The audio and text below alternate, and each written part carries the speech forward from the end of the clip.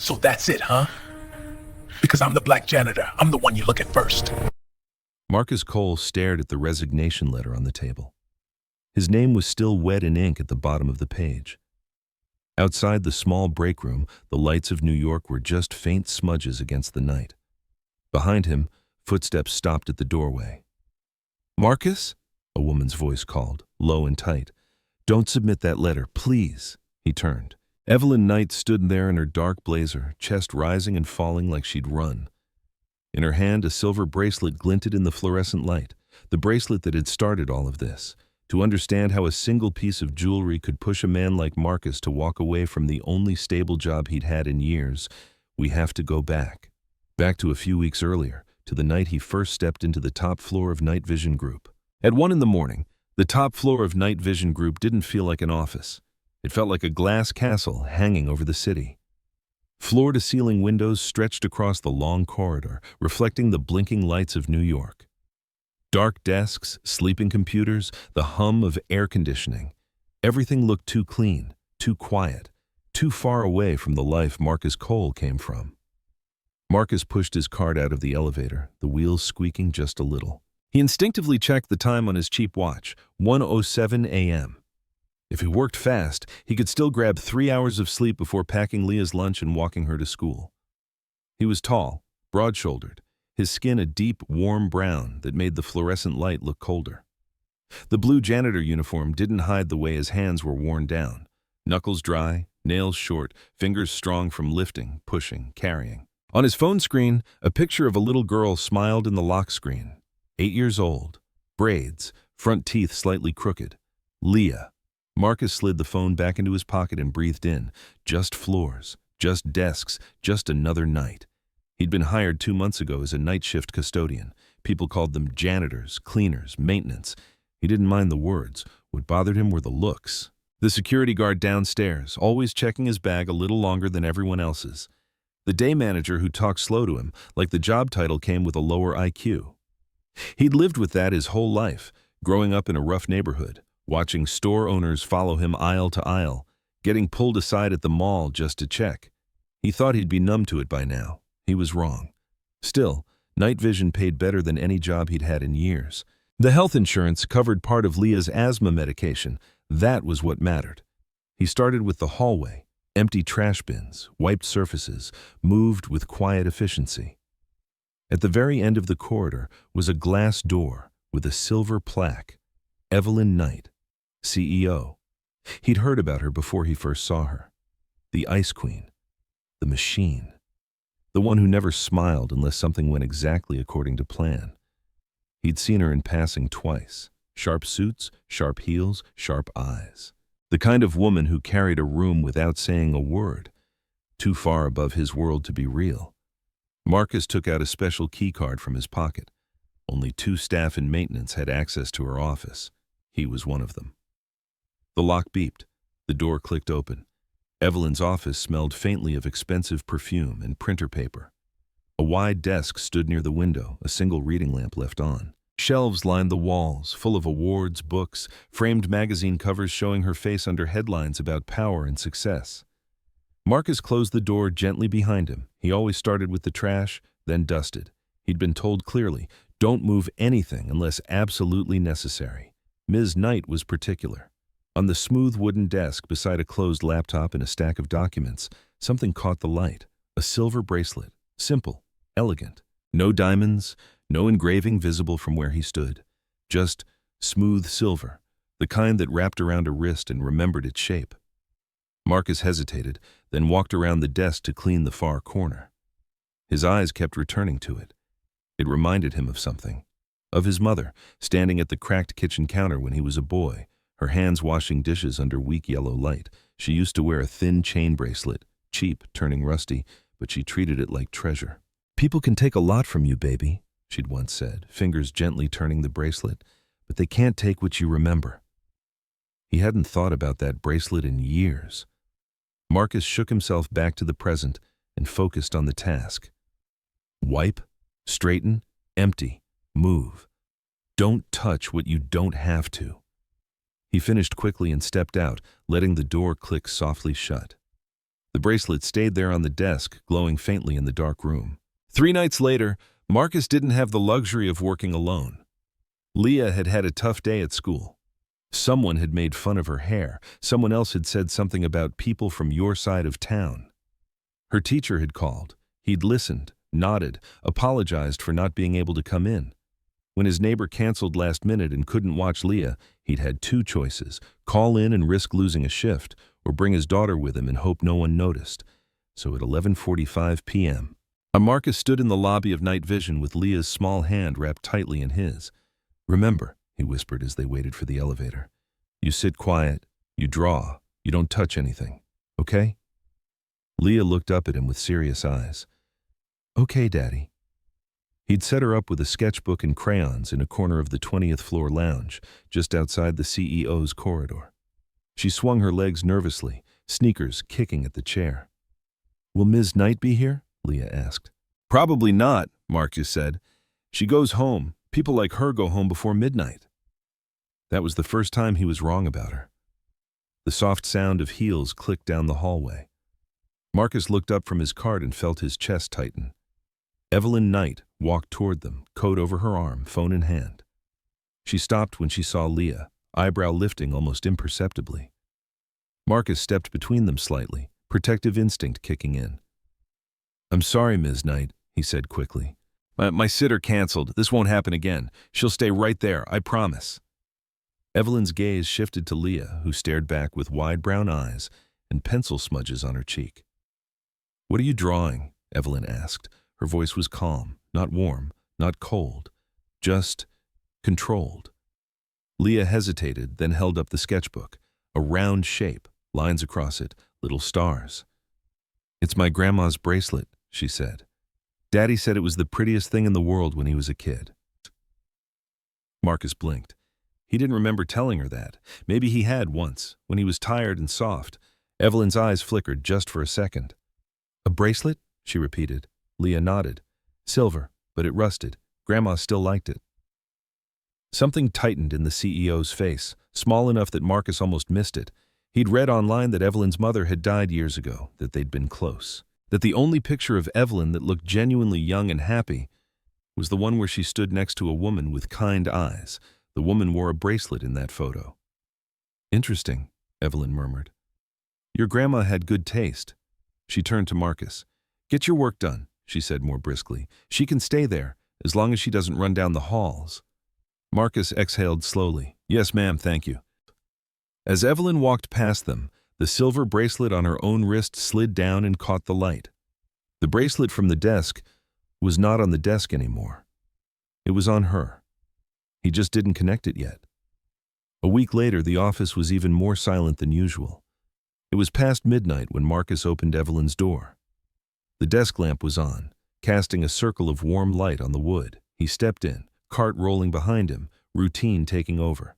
Trash bin, recycle, dust the shelves, wipe the glass table. He moved with practiced care, trying not to disturb anything. When he reached the desk, he paused. The bracelet wasn't there.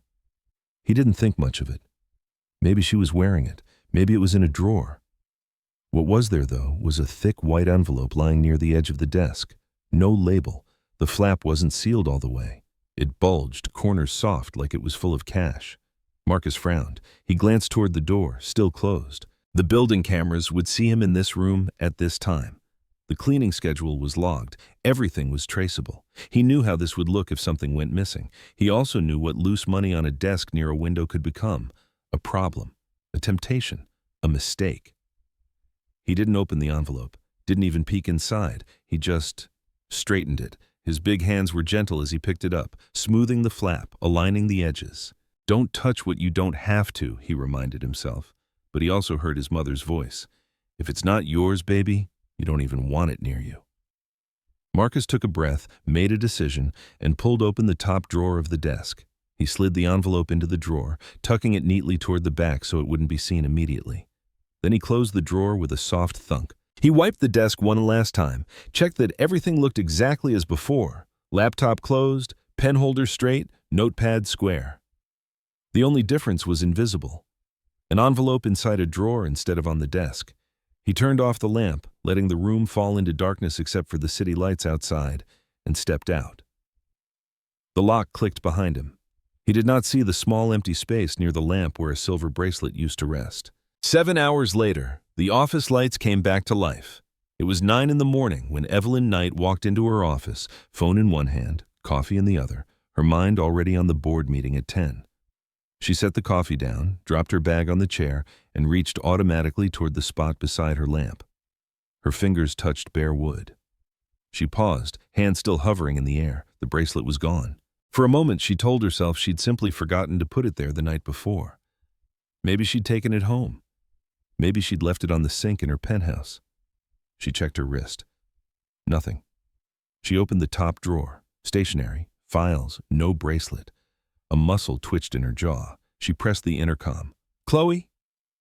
Her assistant appeared in the doorway, tablet in hand. "Yes, Evelyn?" "My bracelet," Evelyn said. "The silver one. It's not here." Chloe blinked. "Are you sure you left it here last night?" Evelyn didn't answer. Of course she was sure. It was the only thing she let herself be careless with in this room. "Also," she added, "I left a test envelope on the desk, cash inside. It's not there anymore either." Now, Chloe's expression changed. "A test envelope?" she repeated. Evelyn nodded once. "I wanted to see if the new cleaning staff could be trusted. I had security record who accessed this floor after hours. Only a small number of people have clearance." Chloe frowned slightly. "And the envelope is gone?" "It's not on the desk," Evelyn said. "Which may or may not mean anything, but my bracelet is missing. That does." Something cold and sharp from years ago slid back into her chest, an old memory of her mother crying in the kitchen, of a trusted friend who left and took everything that mattered. She pushed the thought down. "Who was assigned to night maintenance in this area?" she asked. Chloe checked her tablet. "Marcus Cole," she said. "The custodian." The word hung in the air like a weight. Evelyn's eyes narrowed slightly. "Bring him to my office," she said.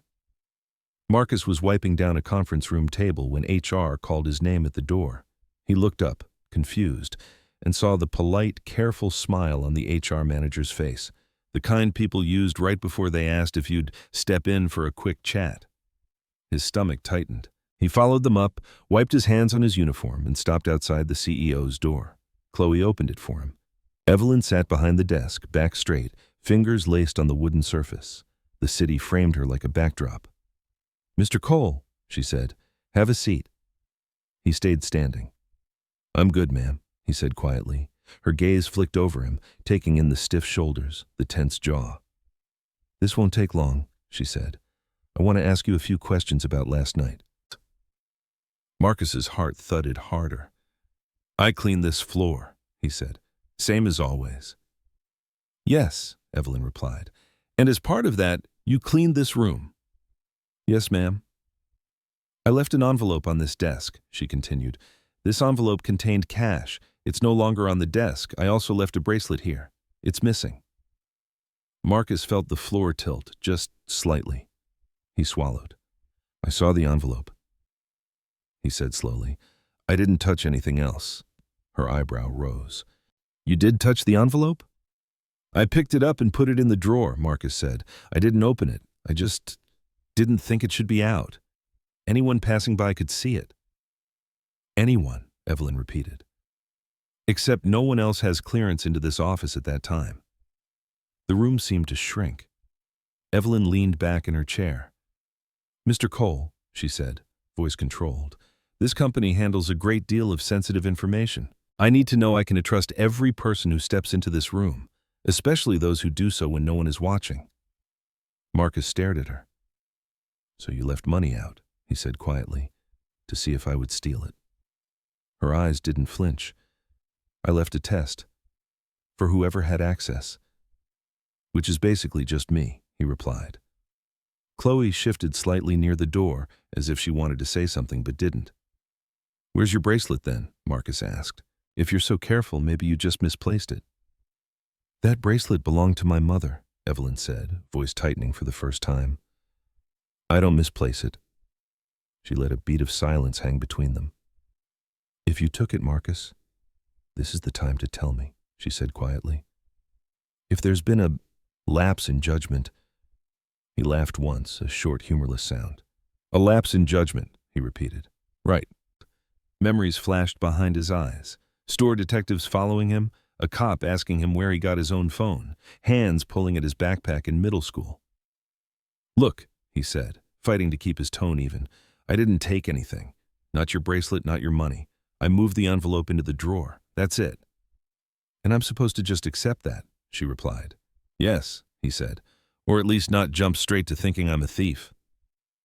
No one spoke for a few seconds. Chloe shifted, uncomfortable. Evelyn, she began softly, maybe we should check.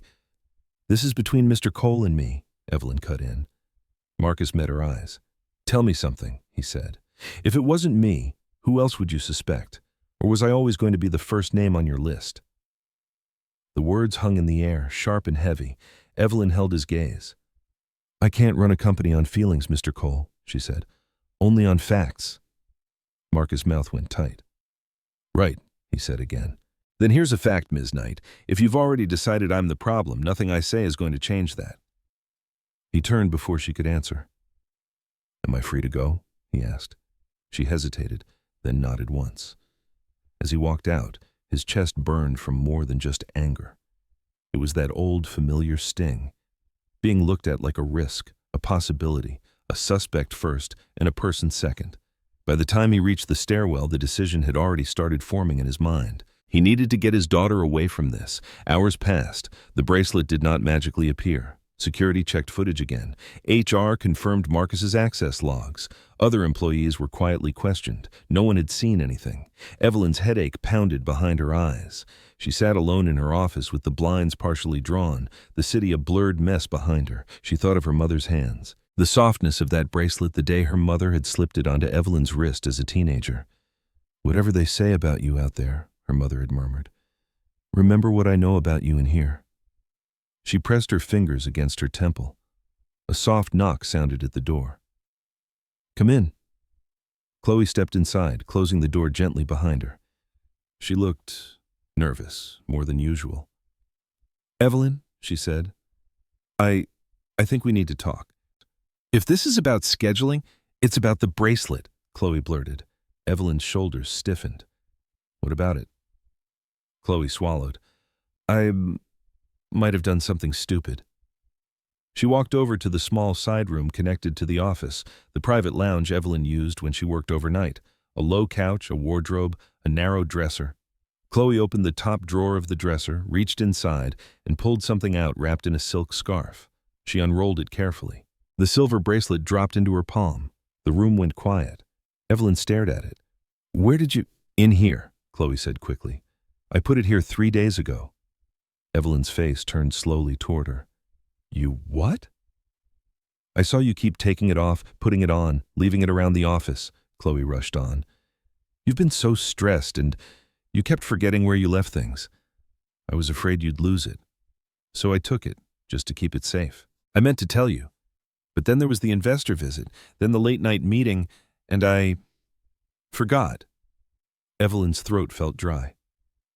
You forgot, she repeated softly. Chloe nodded, eyes bright with guilt. And when you told me about the envelope and the missing bracelet this morning, she continued, I didn't connect it immediately. I went along. I let you suspect him. I let you test him. She looked down at the bracelet in her hand and winced. I'm so sorry, Evelyn, she whispered. Marcus didn't take anything. I've checked again with security. He really did just move the envelope into the drawer. The words sank in slowly, like stones through water. Evelyn sank back into her chair. She remembered the look on Marcus's face, the bitterness in his voice. If you've already decided I'm the problem, nothing I say is going to change that. And underneath it, something else. The way his shoulders tightened whenever she mentioned trust. She had seen that before, in herself. She realized, with a sharp, almost nauseous clarity, that she hadn't been questioning a situation. She'd been reenacting an old wound. I accused him, she said quietly. You implied you didn't trust him, Chloe corrected gently, but the look on her face said she knew that wasn't much better. Evelyn closed her eyes for a moment, fingers curling around the bracelet as Chloe placed it on her desk. "Where is he now?" she asked. Chloe hesitated. "He handed a letter to HR," she said. "He said he'd finish his shift today and then leave." Something inside Evelyn dropped. She stood up so quickly her chair rolled back. "Get HR to hold that letter," she said. "Don't process it. Not yet." She picked up the bracelet, the metal cool against her skin. "I need to talk to him," she added. Her voice this time wasn't the voice of the woman who ran a glass castle. It was the voice of someone who had just realized she'd become the thing she feared most: unfair. Back in the small staff break room on the 14th floor, Marcus sat alone at a plastic table. His resignation letter lay in front of him. He'd written it that afternoon between tasks, the words stiff and formal. "Dear Night Vision Group, I hereby submit my resignation." He'd stopped and started 3 times. Every time he thought about staying, he saw Evelyn's face, heard her cool voice asking if he'd had a lapse in judgment. He thought about Leah. How could he tell his daughter to hold her head high, to be proud of who she was, if he stayed in a place where his word weighed less than an envelope of cash? No, he couldn't do it. He picked up the pen and signed his name. Marcus Cole. Ink spread slightly on the cheap paper. He sat there a moment longer, breathing slowly, trying to calm the tightness in his chest. If this is the cost of keeping your dignity, he told himself, then so be it. Footsteps hurried down the hall. He didn't look up until the door opened. "Marcus." He knew the voice before he turned. Evelyn stood in the doorway, slightly out of breath. Her hair, usually perfectly smooth, had one strand loose near her face. In her hand, the silver bracelet dangled, catching the harsh break room light. Marcus's jaw tightened. "Ms. Knight," he said, "this room is for staff only. You might catch something." The sarcasm came out sharper than he'd intended, but he didn't regret it. She stepped inside anyway. "I deserve that," she said. He blinked. He hadn't expected that answer. She closed the door behind her. For a moment they just looked at each other, the CEO in her tailored suit, the custodian in his worn uniform. "Is that your letter?" she asked, nodding toward the table. "Yes," he said, "and I'd like to turn it in." She took a breath. "Before you do," she said, "I need to tell you something." He said nothing, but his eyes narrowed slightly. She held up the bracelet. "I found this," she said, "in a drawer, the one my assistant put it in 3 days ago thinking she was helping me." His expression didn't change. "It was never stolen," she continued softly. "I jumped to the worst conclusion. I dragged you into it. I let my old fears talk louder than my actual evidence." She swallowed. "I was wrong." The words were simple. No corporate spin. No if or but attached. Marcus watched her, searching her face for the catch. "My mother's bracelet was stolen once," Evelyn said quietly, "by someone we trusted. I built my whole life on making sure that never happened again. To me, to this company. Somewhere along the way, I started to see threats where there weren't any. I saw them in you." She met his eyes. "In a black man who cleans my office at night," she said, "and that is on me, Marcus, not on you. I'm sorry." The room hummed with the fridge in the corner. A vending machine clicked as it cooled. Marcus let the apology hang there, unsure where to put it. No one had ever apologized to him like that before. Not a boss, certainly not someone like her. "And the envelope?" he asked at last. "Exactly where you left it," she replied. "In the drawer, untouched, security checked, HR confirmed. You did nothing wrong." He looked down at his hands, big and rough on the tabletop.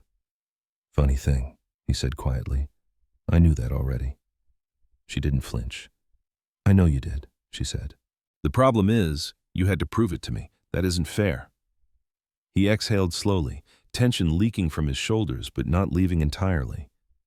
"You can keep your apology," he said. "What you can't keep is my peace. This place, it's complicated. People look at me like I'm a walking risk assessment. I get that enough outside. I don't want it where I work." Her eyes softened, just a little. "I can't promise this place is perfect," she said. "But I can promise you this. I'm not going to let this be the last chapter of this story. Not if you're willing to stay and let me fix what I can." He frowned. "Fix how?" She sat down opposite him, blazer pulling slightly at the shoulders. It felt strange seeing her at his level like this. "First," she said, "your letter. I'm asking you not to submit it. Not yet." He looked at the paper. "Second," she continued, "I owe you more than just you can keep your job. There's an opening for facilities coordinator, the person who manages the whole building's services. It pays more, regular hours, better benefits. You're already doing half the work unofficially." He stared. "You want to promote me," he said slowly, "right after you treated me like a suspect." "I want to correct a mistake," she said. "Part of that is recognizing your value. The rest is going to take time and consistency, I know that." He leaned back, arms crossed. "And what am I supposed to tell my daughter?" he asked. "She already thinks this building is some kind of palace. How do I explain that the people inside it aren't as shiny as the glass?" Evelyn thought for a moment.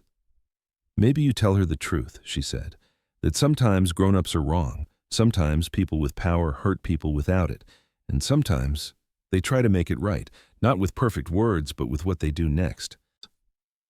Silence settled over the room, thicker than before, but different now. Marcus looked at the letter again.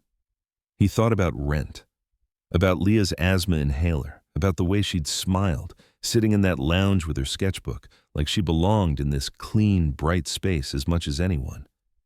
He thought about walking away on principle. He also thought about what it would mean if he stayed. If his daughter saw him not just walk out every time someone wronged him, but sometimes stand his ground and let people change. Finally, he reached for the letter. He folded it in half, then in half again. Then he tore it down the middle. The sound was small but clear. He dropped the pieces into the trash can beside the table. "I'm not staying for you," he said. Her mouth twitched, almost like she understood. "I'm staying for her," he added, "for Leah. So she can see that sometimes justice doesn't mean walking away. Sometimes it means making people look you in the eye and remember your name." She nodded once, solemn. "Then I won't forget it," she said. "Marcus Cole." She stood, smoothing her suit. "I'll have HR draw up the new contract," she said. "Facilities coordinator. And if you're comfortable with it, I'd like to meet Leah properly. Maybe we can set up something for employees with kids. Childcare, flexible schedules. I've been," she exhaled softly, "blind to a lot of things." He gave a half smile, tired but real. "You're learning," he said. "That's a start." She hesitated by the door. "One more thing," she added. "The next time you see me leaving things on my desk." He raised an eyebrow. "I'll assume you're testing yourself," he said. "Not me." For the first time since he'd known her, Evelyn laughed. It was brief, almost startled, but it was there. "Fair," she said. "I'll see you tomorrow, Marcus." She left, the bracelet glinting on her wrist. 2 weeks later, Marcus stood by the tall window on the top floor, but he wasn't pushing a cart tonight. He wore a collared shirt, an ID badge that said Facilities Coordinator, and a surprised kind of confidence. It would take time to grow into it, but he was trying. Beside him, Leah pressed her forehead to the glass, staring down at the city lights. "It's like we're in the clouds," she whispered. "Feels that way sometimes," he replied. Behind them, the staff lounge buzzed softly. A small gathering, nothing fancy.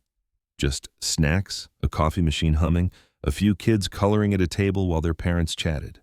Evelyn had started something new, a monthly family evening for employees. Nothing mandatory, no speeches, just a chance to bring the people they loved into the building that took so much of their time. Evelyn stood near the doorway, not quite relaxed, but less stiff than usual, talking to a group of maintenance staff. Chloe hovered nearby, laughing at something a security guard said. Marcus watched as Evelyn excused herself from the group and walked toward them. "Hi, Leah," she said. Leah turned, eyes bright. "Hi, Ms. Knight." Evelyn smiled, small but genuine. "Evelyn is fine," she said. "Your dad works with us now. We're on more equal footing these days." Marcus snorted softly. "I'm not wearing your shoes yet." "Let's start with your own pair," she replied. Her gaze dropped to Leah's sketchbook. "What are you drawing this time?" she asked.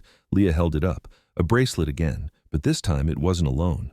Around it, she'd drawn 2 hands, one dark brown, one lighter, both holding the bracelet between them. "It's my dad's story," Leah said proudly, "and yours, and Grandma's, and my bracelet." "Your bracelet?" Marcus asked, surprised. Leah nodded.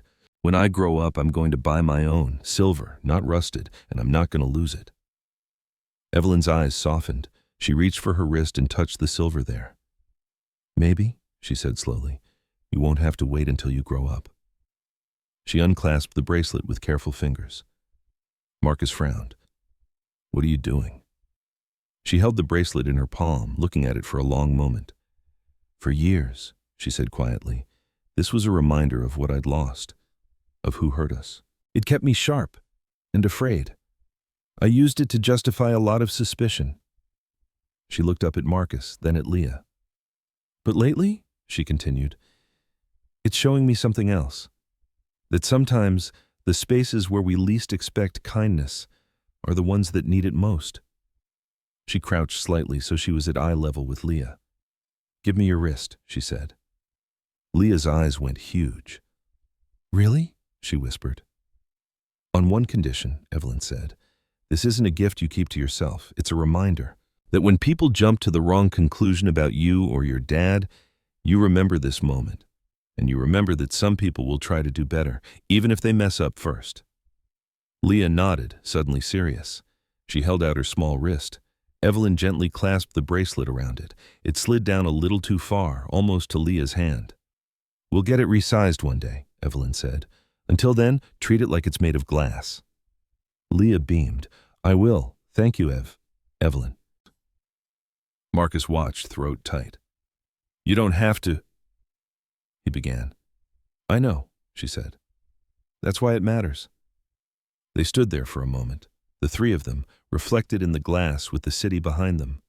The building was still a glass castle, but now, somewhere inside it, there was a small girl with a silver bracelet too big for her wrist, a father with a shredded resignation letter behind him, and a CEO learning to unclench her fists. Sometimes, healing doesn't come as a grand speech or a dramatic gesture. Sometimes it comes as a bracelet changing wrists, a man deciding to stay, and a woman learning to say without excuses, I was wrong. I'm trying to be better. If this story touched something in you, a memory of not being trusted, or a moment you judged someone too fast, take a second to write a quiet message in your heart for someone like Marcus. Or for the version of yourself that deserved to be believed the first time.